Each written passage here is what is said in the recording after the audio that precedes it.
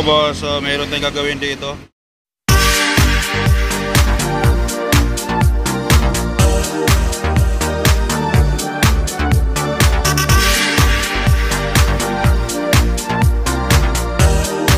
Heavy PMS na Hyundai Accent na new look. So yan.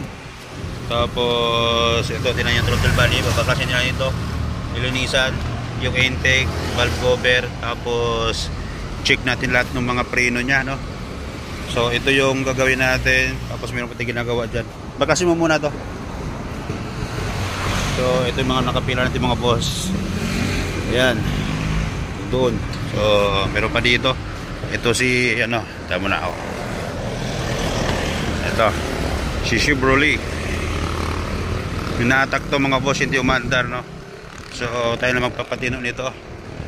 So tingnan mo, walang bumper yan mga boss. Okay, so dito tayo sa kabila. Yung ginagawa nila kuya dito. So ayan po yung sitwasyon ng shop.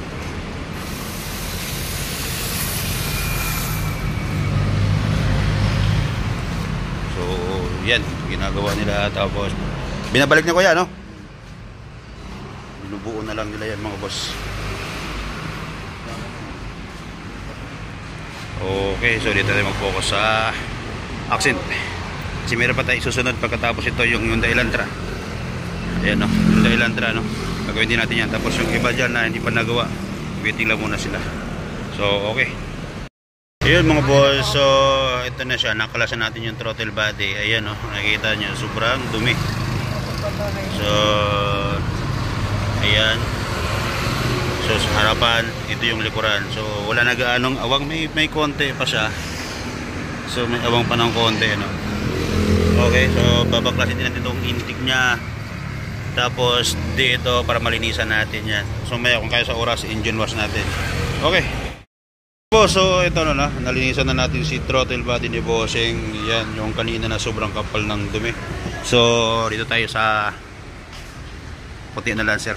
So ito binabalik na nila. Tayo sa Lancer. Sa Lancer, sa Accent. So yung Lancer, ito na, ginagawa na rin mga boss. So sa Accent, ito na siya. Katapos natin na baklas, nalinisan. Tingnan nyo naman, nalinisan na natin yan. So ito na si engine. Bubuhay na lang natin mga boss. Ibabalik ko lang muna to, intake nya. Tapos valve cover, pabili pa ako ng valve cover gasket, ano. Tapos kung kaya pa sa oras, engine wash na rin natin para sulit naman yung bayad ni sir sa atin. Nasa package natin. Tapos yung mga preno, i-check natin lahat dyan. Tapos dito mga boss, so kung kaya natin yung engine wash natin, no? Pero hindi sa lahat ng pagkakataon ay pwede yan dahil katulad nito marami tayong ginagawa. So medyo nagmamadali ito sa oras, ano. Kaya baklasin lang muna namin ito. Tapos babalik ko na ito para ma-update ko. So boss, so ito na, nabalik na lahat at engine wash na lang, no. So may oras pa tayo, kaya engine wash muna tayo.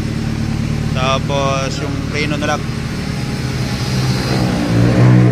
Ayan, nabalik na natin lahat yung sa makina, sa intake manifold, throttle body, valve cover dito. Ano na tayo, no? So langis, oil filter. So sunod pa check ni sir yung CVT oil mga boss. So engine wash muna namin para medyo malinis ang konti yung makina. Okay, ayun, no. Ayun mga boss, engine wash na tayo. Tapos kaya ka ng sabon, ha.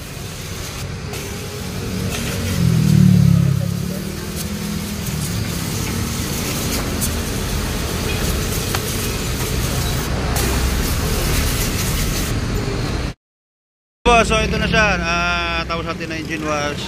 So ito, kina-check na yung mga apat na preno. Ayan. So shout out kay Kuya Rex, oh. So binaano na ni Kuya Rex. Tapos pagkatapos yan, okay na. Na PMS na rin natin yan. Okay, all goods na yan. So yan na lang. So yun lang, kung gusto yung magpagawa ng katulad ng mga ganito mga boss, pwede kayo mag-message sa page. Pwede kaya tumawag kayo sa number na nandyan sa SQ. Yun lang. Thank you.